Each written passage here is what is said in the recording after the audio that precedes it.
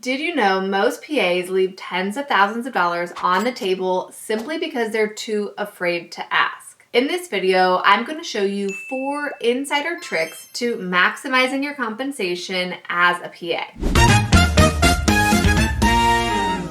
I'm Kristen Burton, and I've been a PA for almost 10 years. I've negotiated multiple primary jobs, at least a handful per diem jobs. I've negotiated to buy investment properties, business arrangements as the founder of Millionaires in Medicine, and more. So negotiation is something that I talk about often, not only because it intimidates all of us, but because your failure to do it will be the thing that causes you to spend the next few decades under-earning and thus not building the wealth that you could have. 10 years ago, right? But I still remember my first PA job offer like it was yesterday. I was on rotation. I remember the second that the email hit my inbox, my heart was pounding, and honestly, I was over the moon, right? They could have given me like any number. I had this overwhelming urge to just reply, yes, when do I start, right? I was just so thankful to have a job that paid 6 figures. And I was a new grad. I didn't really know very much. I didn't have any experience. Negotiating was not on my radar. Now, for a lot of us, we go through our whole professional lives like that. Any job offer we get, we're just like, yep, where do I sign, right? Negotiation is uncomfortable.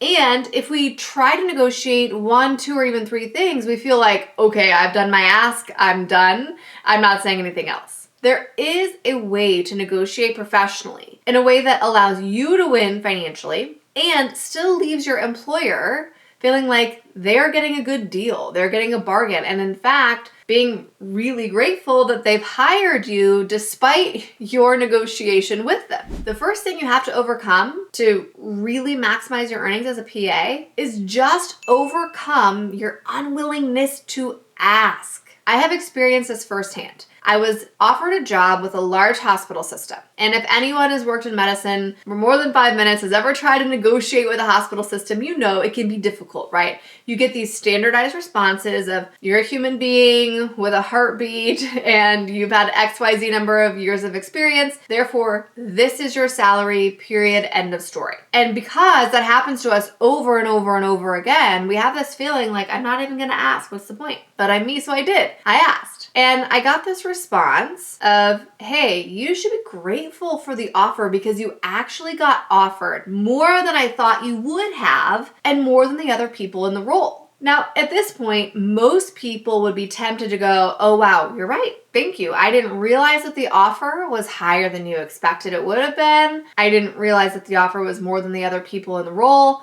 Where do I sign? But that's not the way to handle someone raising their hand and saying, hey, you don't deserve to negotiate. You can proceed on in a professional way, which is exactly what I did. I said, thank you so much for the offer. I'm grateful. I'm excited about the possibility of working together.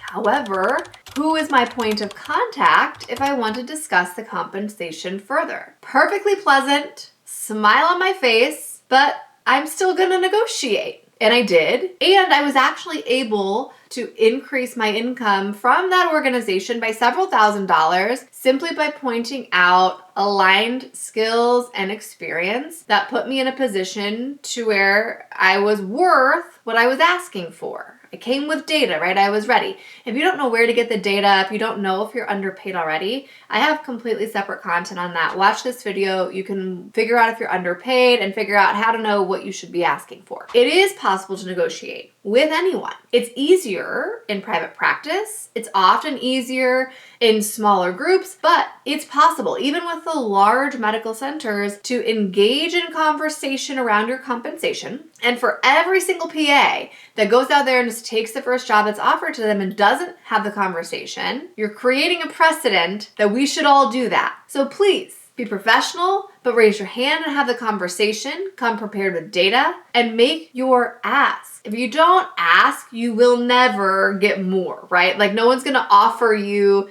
a job offer at a certain salary. You blink and say nothing and they go, oh, well, here's an extra few thousand, right? You have to make the ask. The next insider trick is that the more you bill, the more you make. Now, this is true even if you are not on a compensation model that directly reimburses you for productivity. What do I mean? Well, the data is very clear that in the world of PAs, if you're on a percent of collections contract or an RVU-based productivity bonus at minimum, you will earn more than a PA on a straight salary model. But I will add, from my years of experience and working with a lot of medical professionals over the years, that if you are on a salary model, still, the more you bill, the more you earn. Why? When you bill, it is very easy for you to tie your presence in the group to money. That connection is what allows you to come to a non-clinical person, a money person, right? An operations person, a business person, someone who is viewing the world you work in through the lens of profit margins, not patient care, and justify that you're worth more. If you can say, hey, I billed XYZ for the practice in the last year. I did this many patient encounters. I did this many procedures. Even if you're not paid by productivity, you make a very strong argument that you're worth more in dollars because you can very clearly show them the dollars that you generated on their behalf. If you take one of these PA jobs where you don't bill at all, and your argument is, well, I make so-and-so more productive by being here, that doesn't mean that you're not valuable, and a clinician may recognize that. But an operations person, a finance person, is going to have a much harder time recognizing the truth in that because there's no money obviously attached to it. You can't simply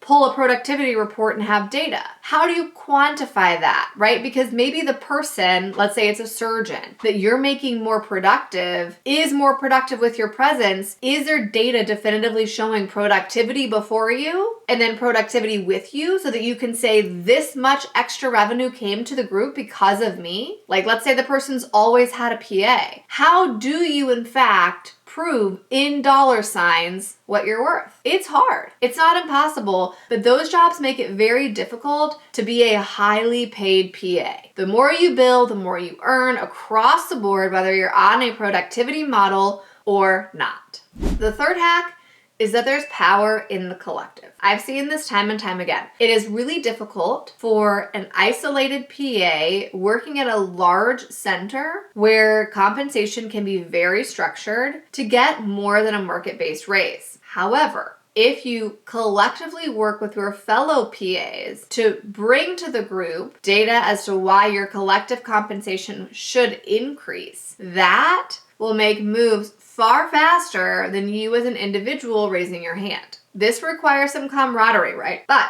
most PAs will band together if you can say, hey, here's the data supporting what I'm saying, that as a group, we're underpaid. Most PAs will be willing to join with you and say, okay, I see where this is coming from. We're asking from a place of professionalism and it's supported by data. I can get behind having a conversation about this. Of course, if you carry yourself with a professional demeanor, this will go way further than if you don't. But having the group come together makes a big difference. In addition, if you are some of those non-billing PAs that I just mentioned, you might need the support of the group that includes the physicians that you work alongside. For those non-billing PAs, if you can have the billing party raise their hand and say, I agree, my productivity would dramatically change if I didn't have this very valuable PA working alongside me. And also, my likelihood of continuing on in this job for a long term might be diminished if I didn't have this PA covering XYZ call or in some other way reducing my workload. If you can have someone raising their hand saying that alongside a collective group of PAs saying we are undervalued from a compensation standpoint, you will get much, much further. Now, I have seen that work in both the small private practice settings. GI comes to mind of a group of GI PAs who did that. I've also seen that work very well, again, in a large hospital system with surgical PAs in particular who did not bill. That method of having a collective PA cohort saying we're underpaid and then having physician colleagues in the group raising their hand and saying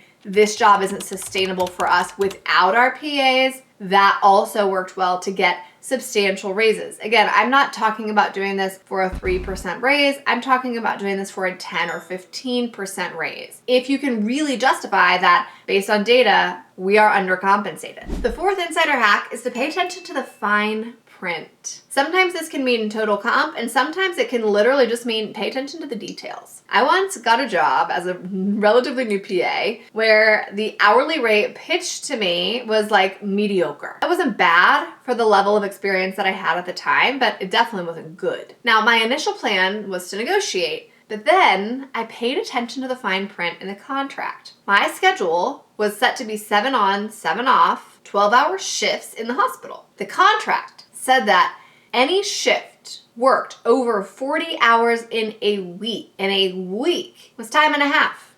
And so my schedule required me to work 84 hours in a week every single time I worked. 44 hours then of my 84-hour week, every single week, were time and a half. So you know what I did? I signed that thing, right? I didn't negotiate it because it was actually incredible money for a relatively new grad that I was. And I was over the moon when I figured out what my total compensation actually would be once I paid attention to my contract. This can apply to things like that. It can apply to productivity bonuses, to 10% retirement contributions, to profit sharing bonuses, you name it. Before you negotiate, make sure that you have figured out what the total compensation is. A savvy PA recognizes that total comp is way more important than the salary number. You need to figure out, what am I earning in terms of salary, plus all the bonuses, plus all the retirement contributions, plus the HSA contribution, plus CME, plus PTO, all of that. And until you have that number, you can't make apples to apples comparisons or even apples to orange comparisons of jobs. That is what allows you to negotiate from a position of strength when you really understand the full contract, the total comp, and you know if what you're asking for is in alignment with the data. So let's bring it all home. You have to negotiate. Negotiation is not a fight. It is an expected professional conversation. When you don't negotiate, you're not just undervaluing yourself, you're undervaluing the PA profession as a whole. It's not entirely about you, it's also about every single PA that's coming after you. So swallow the fear, prepare, and make the ask. Because every single time you don't, we all collectively suffer.